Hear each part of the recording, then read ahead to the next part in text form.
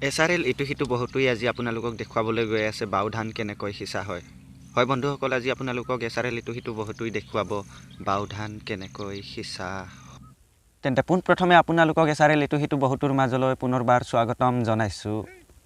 আৰু যদিহে আপুনি এই চেনেলটোত নতুনকৈ আহিছে তেন্তে চেনেলটো ছাবস্ক্ৰাইব কৰি ল'বলৈ অনুৰোধ জনাইছোঁ।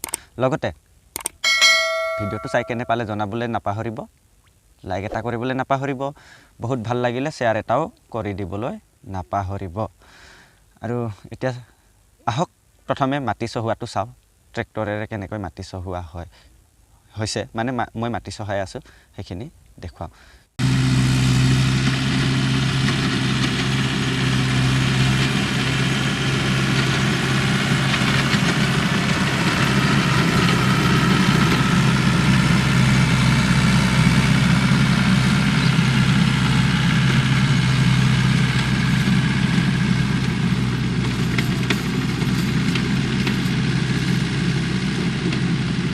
তাৰপিছত আপোনালোকে স্কিপ নকৰিব ভিডিঅ'টো।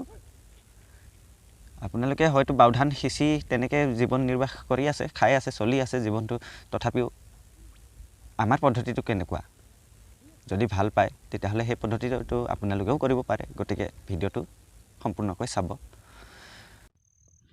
এতিয়া কঠীয়া ধানখিনি সিঁচি দেখুৱাওঁ। এয়া মই লৈ আহিছোঁ বস্তাত ভৰাই চাইকেলত। তাৰপিছতে এয়া উলিয়াইছোঁ মই। 3 ৰাতি ভিজাই থৈছিলোঁ, তাৰপিছত ঘৰত থৈ দিলোঁ 2 ৰাতিমান। অকণমান ফাটিছে ধানবোৰ, মানে শিপা ওলাব ধৰিছে। এনেকৈ ভাঙি ল'ব, মানে য'ত লাগি থাকে শিপাবোৰ ইটোৱে সিটোক খামুচ মাৰি ধৰি থাকে, য'ত লাগি থাকে সেয়াই অকণমান ভাঙি ল'ব। ইয়াত দেখুৱাইছোঁ, চাই লওক।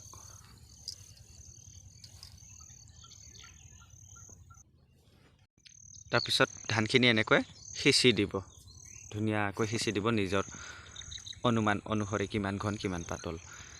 এইখিনিতে জনাই থওঁ, ইয়াৰ আগতে মই এটা ভিডিঅ' বনাইছিলোঁ শুকান মাটিত কঠীয়া কেনেকৈ সিঁচা হয়। সেই ভিডিঅ'টো আপোনালোকে চাবলৈ নাপাহৰিব। ডেছক্ৰিপশ্যনত লিংক দিয়া আছে, তাত গৈ আপোনালোকে সেই ভিডিঅ'টো চাই ল'বলৈ পাৰিব। এয়া মই এইখিনিত 6 বিঘা মাটিত ধান সিঁচিলোঁ। এতিয়া সিঁচি শেষ হ'ল, এতিয়া যাবগৈ লাগিব। তাৰ আগতে তাৰপিছত বোকাত কেনেকৈ সিঁচা হয় সেইটোতো নেদেখুৱালোঁ মই। বোকা কৰি যে সিঁচা হয়, মইতো শুকানে সিঁচাহে দেখুৱালোঁ আপোনালোকক, শুকান মাটিত সিঁচা দেখুৱালোঁ। আৰু এই শুকান মাটিত সিঁচিলে মানে শুকানকৈও সিঁচিব পাৰি, মানে ধানখিনি নিভিজালেও হয়। কিন্তু বোকা কৰি যদি সিঁচা হয় তেন্তে ধানখিনি ভিজোৱাটো অত্যন্ত প্ৰয়োজন, খুব প্ৰয়োজন। মানে ভিজাই লোৱাটো ভাল।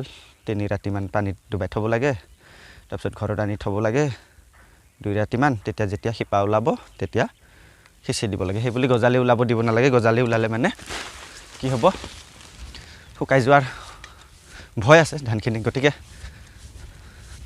এতিয়া মই ধান চান সিঁচি হ'ল, যাব লাগে, ঘৰলৈ যাওঁগৈ। বেলি দেখিছেনে কিমান ৰ'দ দিছে।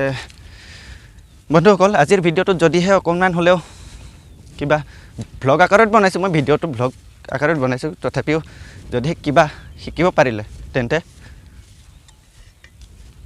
লাইক এটা কৰিবলৈ নাপাহৰিব লোকক। তথাপিও যদিহে মনোযোগ দি চাই যিকোনো ভিডিঅ'তে কিবা নহয় কিবা এটা শিকিব পাৰি। বহুতে কয় আজিকালি বোলে ইউটিউব চেনেলবোৰ এনেই ভাত খোৱা শাক খোৱা দেখুৱাই ফুৰে, তাৰ পৰানো কি শিকিব পাৰি। মোৰ ভিডিঅ'ত শিকিব নোৱাৰিব পাৰে, কিন্তু মই ভাবোঁ এই ভ্লগ ভিডিঅ'বোৰ চালে নিশ্চয় কিবা এটা নহয় কিবা এটা শিকিব পাৰি। কৈছে নহয়, পেলাই দিয়া খেৰৰ কুটা এটাও বা চিগা সূতা এডালো কেতিয়াবা কামত আহে। ঠিক তেনেদৰে সকলো বস্তুৱে কামত আছে, খালি আমি তাক ব্যৱহাৰ কৰিব লাগিব, ভাল ব্যৱহাৰ কৰিব লাগিব, চাব লাগিব চালি জাৰি। প্ৰতিটো দিশতে জ্ঞান বোলা বস্তু থাকে। যি কি নহওক, পুনৰ এটা নতুন ভিডিঅ'ত লগ পাম। নমস্কাৰ।